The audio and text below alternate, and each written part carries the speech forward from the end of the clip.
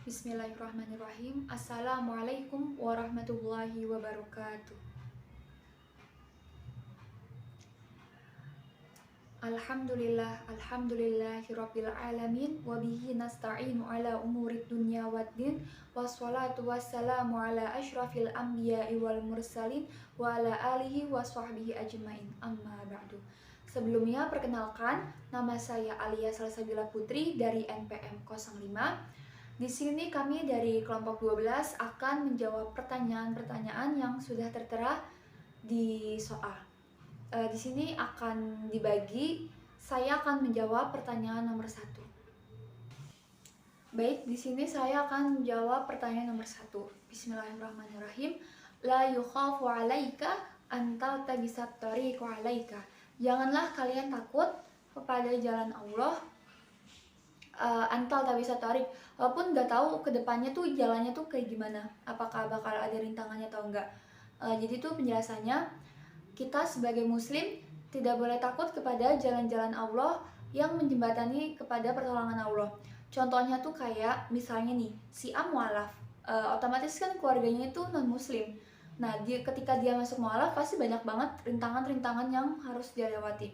Entah itu sahabat, keluarga, atau lingkungannya pasti banyak yang menolak. Nah, si A ini gak boleh takut. Kenapa? Karena selagi dia berada di jalan Allah yang mendekatkan pada pertolongan Allah, dia nggak boleh takut.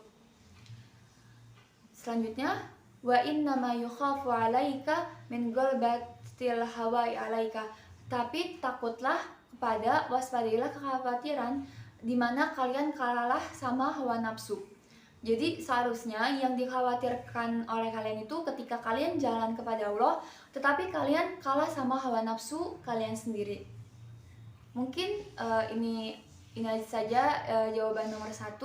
Selanjutnya akan dijawab oleh rekan-rekan saya. Oke, bismillahirrahmanirrahim. Sebelumnya perkenalkan, nama saya Diana Ngrini dari NIM 23 dari kelompok 12.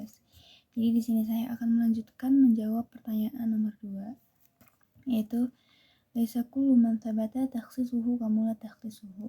Yang artinya, tidak setiap orang yang memperoleh keistimewaan sepenuhnya terbebas dari penyakit-penyakit jiwa.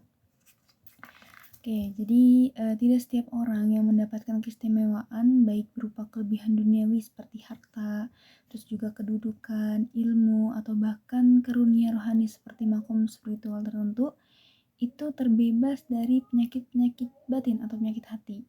Nah, penyakit jiwa dalam konteks ini nih mencakup sifat buruk seperti sombong, ria, uzub, atau merasa dirinya lebih baik dari orang lain, terus juga dengki, terus cinta duniawi yang berlebihan.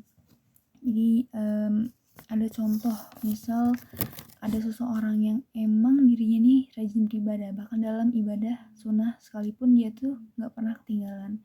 Ya, yang seharusnya hal ini nih membuat dirinya nih jauh dari sifat sombong dan ria. Nah, akan tetapi hal ini yang membuat dirinya nih merasa lebih dekat dengan Allah karena lebih rajin beribadah dibanding orang lain.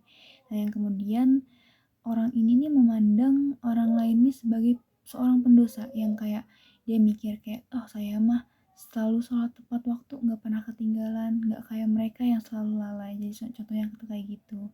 Jadi terkadang kelebihan seperti ini yang malah justru menjadi ujian yang malah memperburuk penyakit hati yang jika tidak didasari dengan kesadaran. Jadi itu kenapa laisa kullu man thabata takhsisuhu kamula takhsisuhu. Jadi tidak setiap orang yang diberi keistimewaan ini sepenuhnya terbebas dari penyakit-penyakit hati. Baik, bismillahirrahmanirrahim. Perkenalkan, nama saya Yuni Nurhaliza dari NPM 01 dari kelompok 12. Di sini saya ingin menjelaskan dan izin menjawab pertanyaan nomor 3. Ma talaba ka sayu mislu ilastiri wa ala asro akbila wa hiba ilaika mislu illazillati wa ila futikori, yang artinya tidak ada yang menyegerakan terkabulnya doa kecuali saat terdesak, dan tidak ada yang bisa mempercepat tibanya pemberian Allah SWT kepadamu kecuali rasa rendah diri serta sikap membutuhkan. Misalnya, ketika ada seseorang yang mengalami musibah atau seseorang itu merasa terzolimi, itu biasanya Allah langsung menaikkan derajat seseorang tersebut dan mengabulkan doanya pada saat itu juga. Karena kenapa? Karena orang terzolimi itu biasanya tuh doanya tuh sangat mujarab, langsung dikabulin pada saat itu juga, gak ditunda-tunda. Karena kenapa? Karena dia tuh benar-benar doanya tuh sangat terdesak. Apalagi orang terzolimi itu kan sakit banget ya perasaannya, karena dizolimin sama orang lain. Terus juga tidak ada tibanya pemberian Allah Subhanahu wa taala yang cepat. Misalnya seseorang lain pengen minta ini minta itu di dalam selesai sholatnya, di dalam kegiatan sehari-harinya, tapi Allah tuh nggak langsung ngabulin secara tiba-tiba, karena semua itu butuh proses. Entah Allah ngabulinnya minggu depan atau bulan depan atau tahun depan, karena yang tahu doa kita itu terkabul hanya Allah Subhanahu wa taala. Jadi Allah tuh pengen tahu nih, ngelihat hambanya ini serius nggak dalam berdoa, terus juga bersungguh-sungguh, benar yakin gak sama doanya. Karena yang tahu doa kita itu diri kita sendiri, tapi di mata Allah doa kita itu mungkin ada baiknya atau ada yang kurang baik atau yang bisa saja membahayakan diri kita ke depannya, karena kan kita nggak tahu itu. Makanya Allah nggak langsung ngabulin di saat itu juga doa kita, karena Allah tuh pengen tahu kesabaran kita seperti apa, kedepannya kita seperti apa, konsisten atau enggak doanya, biar kita tuh tetap rendah diri serta sikap membutuhkannya kepada Allah itu, dan kita juga tetap berpersangka baik kepada Allah Subhanahu wa taala. Karena semua yang doa kita panjatkan itu pastinya akan dikabulkan oleh Allah Subhanahu wa taala. Bismillahirrahmanirrahim. Assalamualaikum warahmatullahi wabarakatuh. Perkenalkan, nama saya Ilham Ramadan Kartika Putra. Saya juga bagian dari anggota kelompok 12.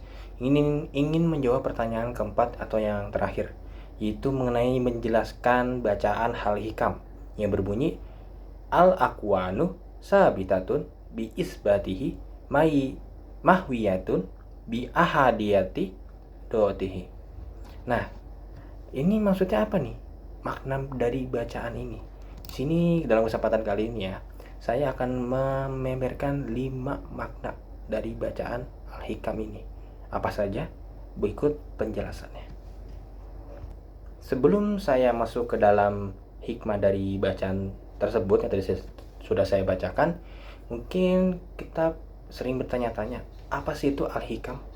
Apa ini maksud dengan Al-Hikam? Al-Hikam itu adalah sebuah kitab tasawuf yang dituliskan oleh Syekh Ahmad Athaillah. Kitab ini berisi panduan spiritual bagi para pejalan atau yang disebutnya solik. Al-Hikam banyak dibaca oleh berbagai kalangan, tidak hanya kalangan dari muslim saja, termasuk yang bernazhab Sunni, non-muslim, dan lintas ideologi mazhab dan thariqah. Setelah kita mengetahui apa itu Al-Hikam, yaitu sebuah kitab dituliskan oleh seseorang, kita masuk ke dalam hikmah atau makna dari bacaan tersebut. Yang pertama, alam semesta ini bila dipandang dari zatnya, asalnya itu tuh tidak ada. Hanya karena ketetapan Allah sajalah yang membuat alam semesta ini tercipta. Alam ini tetap ada dan kokoh karena keberadaan Allah itu sendiri. Alam ini akan musnah karena zat Maha Esanya Allah. Lalu yang makna kedua, Allah yang zat yang Maha Esa itu, yang Maha Besar, tidak dapat dibandingkan dengan apapun, dengan lainnya, dengan makhluk apapun atau ciptaan apapun tidak bisa dibandingkan dengan kebesarannya Allah. Tidak ada sekutu baginya juga. Zat Allah yang Maha Esa ini menunjukkan bahwa Allah itu berdiri sendiri, tidak membutuhkan siapapun, tidak membutuhkan bantuan siapapun, dan sifatnya itu abadi, kekal, tidak bisa mati. Segala yang selain Allah akan musnah dan hancur karena sifat fana adanya. Jadi Allah itu bukan makhluk fana. Jadi yang makhluk fana itu tuh semua ciptaan Allah itu semua akan mati, tapi kecuali dia tidak akan mati, dia akan kekal abadi. Lalu yang makna ketiga, zat Allah yang Maha Suci itu tidak dapat dilihat oleh mata kepala manusia. Maksudnya apa? Allah itu tuh makhluk kasat mata, tidak bisa dilihat oleh kita. Karena pada dasarnya Allah itu menciptakan manusia, pikiran manusia itu pada umumnya itu terbatas. Jadi manusia tidak diberi kemampuan oleh Allah Subhanahu wa taala untuk mendapatkan memikirkan bentuk wujudnya. Jadi Allah tidak menciptakan kita untuk bisa mampu melihat wujud Allah Subhanahu wa taala, karena tidak mampu, bahkan itu tidak akan mampu. Lalu yang makna keempat, Allah Subhanahu wa taala telah membatasi alam pikiran manusia itu pada benda alam maujud Allah belaka. Jadi kita tuh pikiran manusia tuh hanya membatasi melihat alam semesta ini. Tidak bisa lebih dari itu, kecuali emang kita sudah dipanggil olehnya. Tapi walaupun begitu kita dibatasi, manusia boleh memikirkan ciptaan Allah Subhanahu wa taala. Mulai dari yang paling kecil, ciptaan Allah yang paling kecil itu dari kayak seperti bakteri, semut, dan sampai yang paling besar seperti planet-planet, segala macam dan alam semesta ini meliputi semuanya. Lalu makna yang ke-5, keesaan Allah yang telah memelihara alam semesta ini. Dengan keesaannya pula alam ini akan punah dan hancur berkeping-keping. Allah yang Maha Tunggal itu tidak akan hancur. Yang tadi seperti saya jelaskan di atas, tadi itu kekal dan abadi. Walaupun alam ini hancur luluh, Allah itu Maha Kekal, karena Dialah keabadian yang sesungguhnya. Ia Maha Kuasa dan Maha Kuat. Keperkasaan dan kekuatan Allah tidak ada yang menyamainya. Manusia adalah makhluk yang lemah. Kita ini semua ciptaan yang Allah ciptakan ini semuanya lemah, karena kita tidak sanggup untuk berdiri sendiri. Kita adalah makhluk sosial. Karena yaitu, selain itu kita juga makhluk yang bergantung kepada kekuatan Allah Subhanahu wa taala. Manusia yang bersifat fana itu pun akan fana bersama dengan kefanaan dunia kita ini, alam semesta ini. Mungkin itu saja dari penjelasan makna bacaan ini. Saya mewakili dari kelompok ini sebelumnya minta maaf apabila banyak kekurangan dalam pembuatan video ini atau kebanyakan salah kata yang kami ucapkan selama pembuatan video ini, karena yang sempurna, yang maha sempurna itu hanya dimiliki Allah Subhanahu wa taala. Sedangkan kita manusia hanya diberi kemampuan untuk terus berusaha mencapai tujuan yang sempurna. Ilahi taufiq wal hidayah. Wassalamualaikum warahmatullahi wabarakatuh.